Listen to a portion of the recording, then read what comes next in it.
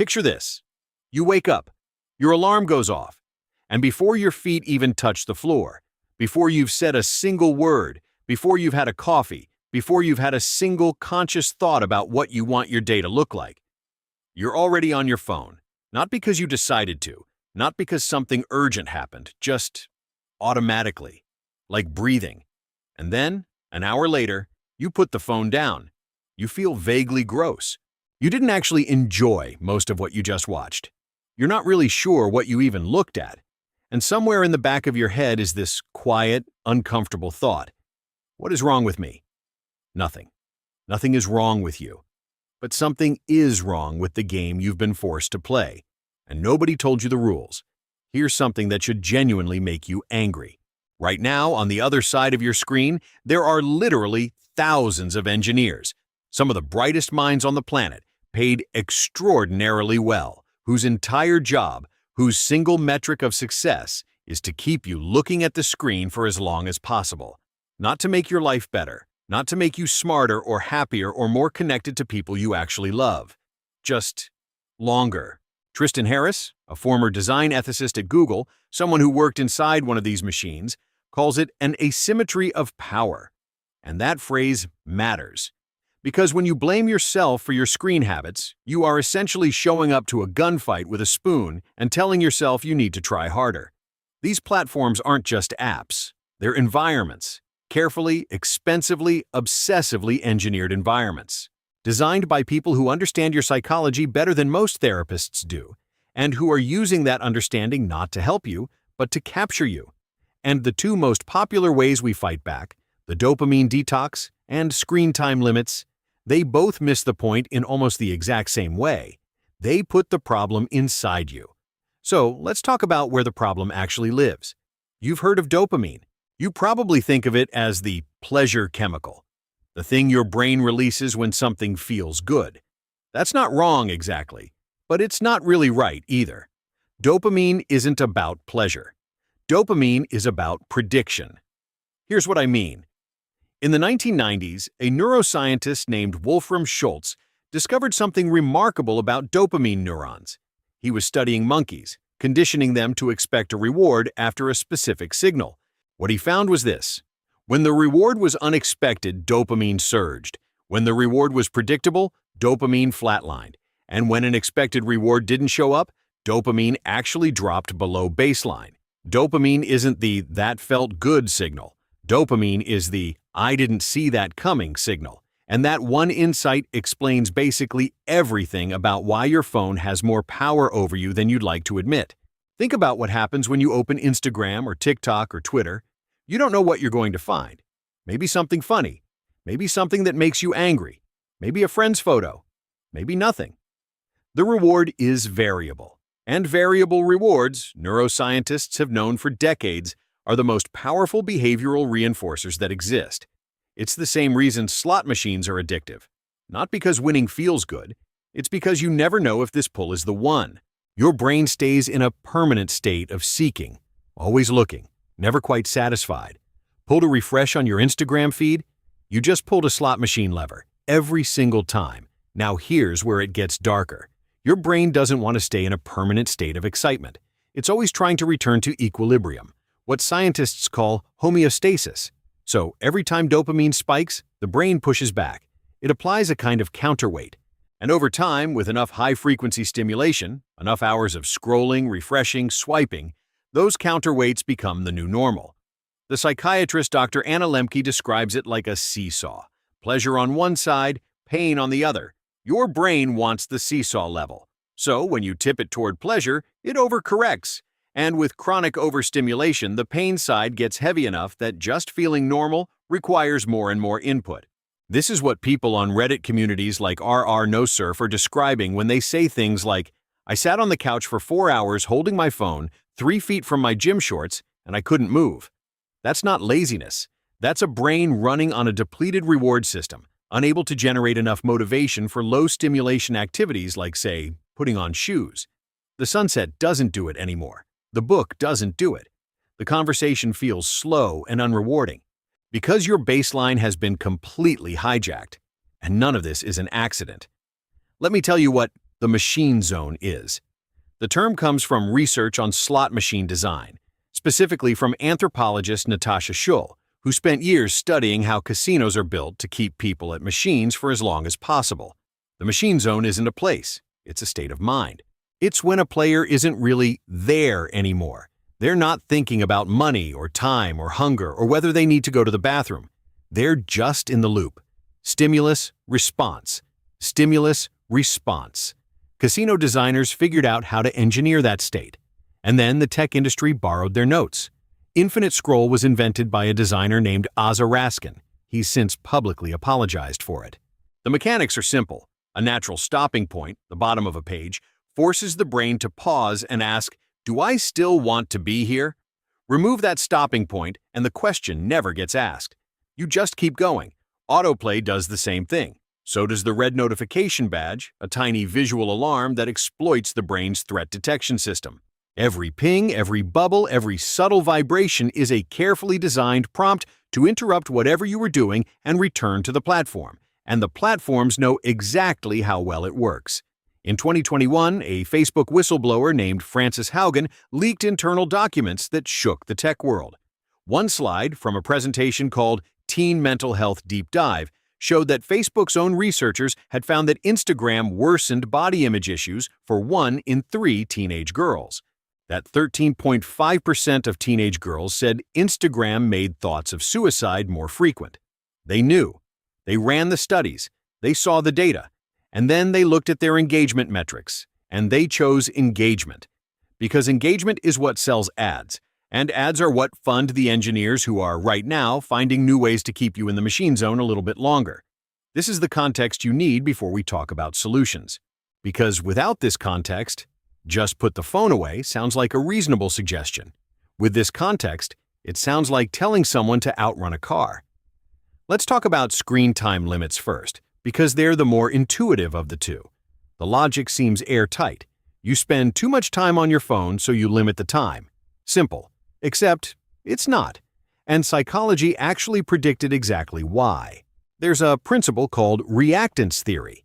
It says that when humans feel their autonomy is being restricted, they instinctively resist, often by wanting the restricted thing more. It's why forbidden fruit tastes sweeter. It's why telling a teenager they can't do something is one of the most reliable ways to ensure they do it. Screen time limits trigger reactance, hard.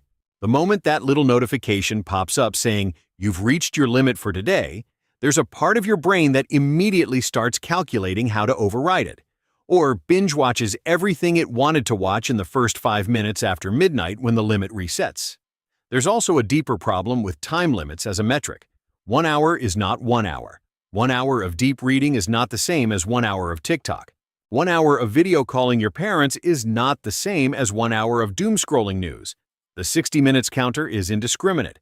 It counts everything equally, which means it's measuring the wrong thing entirely. The problem isn't time. The problem is the type of environment you're in and what it's doing to your cognitive state while you're there. Now let's talk about dopamine detoxes.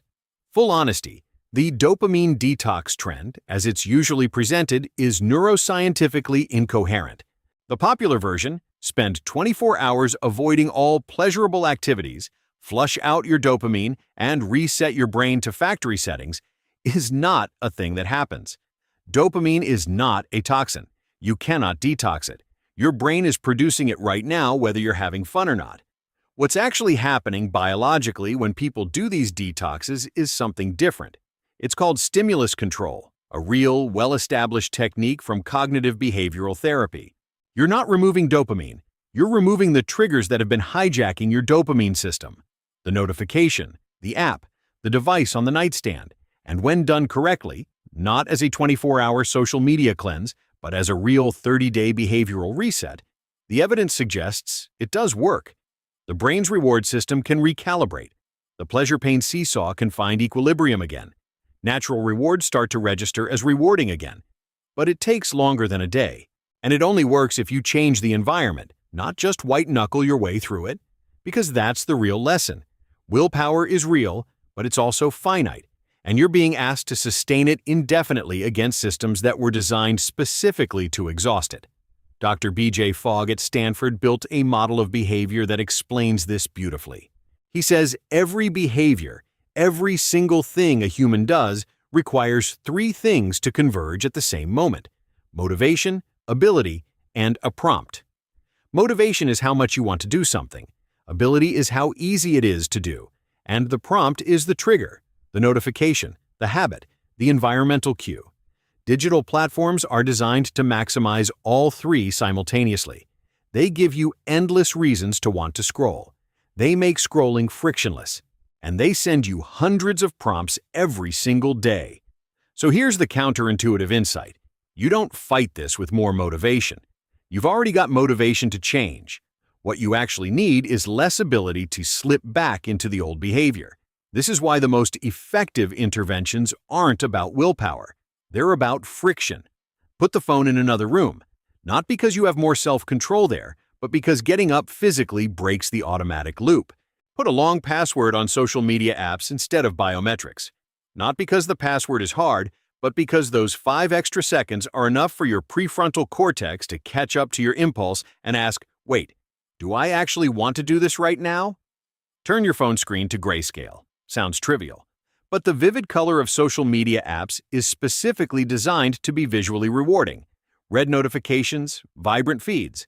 Remove the color, and you remove part of the pull. Delete the apps entirely and only access social media through a browser.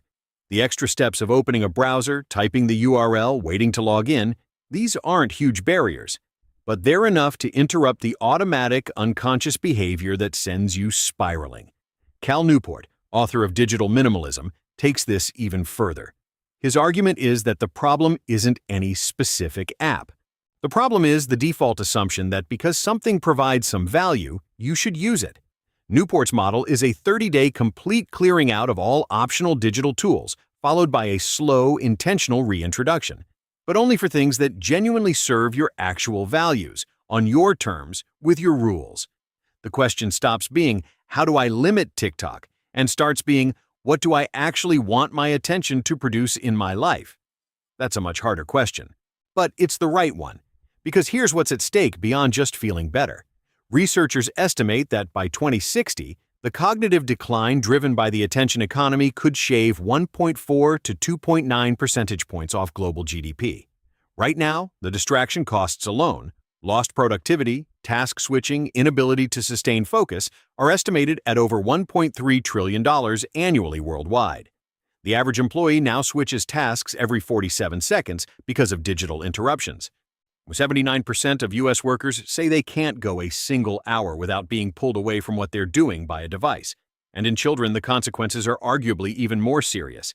Excessive screen time has been linked to slower development of the prefrontal cortex, the exact region of the brain responsible for impulse control, long-term planning, and emotional regulation. Which means the kids spending the most time in engineered digital environments are having the very cognitive systems that could help them escape those environments stunted. This isn't a lifestyle problem, this is a public health problem, and it's being framed as a personal discipline problem, on purpose. Because as long as we believe it's our fault, we're not asking for systemic change. We're just downloading a screen time app and blaming ourselves when it doesn't work. Tristan Harris uses a word you don't usually hear in conversations about technology. He calls attention sacred, and I think he's right. Your attention is the medium through which you experience your life. Every relationship you have, every idea you've ever had, every moment of wonder or love or grief, all of it happened through your attention. Attention is not a resource to be managed. It's the substance of your existence. And right now, one of the largest industries in human history is dedicated to extracting it, not creating value with it, extracting it. The antidote isn't complicated, even if it isn't easy. It's returning to what actually feeds you. Not the scroll, the conversation, not the feed, the book, the meal, the walk, the hard problem you sit with until it cracks open. There's a quote from r.nosurf that stuck with me. Someone wrote about the difference between going online to escape a difficult feeling versus sitting with that feeling and wrestling with it.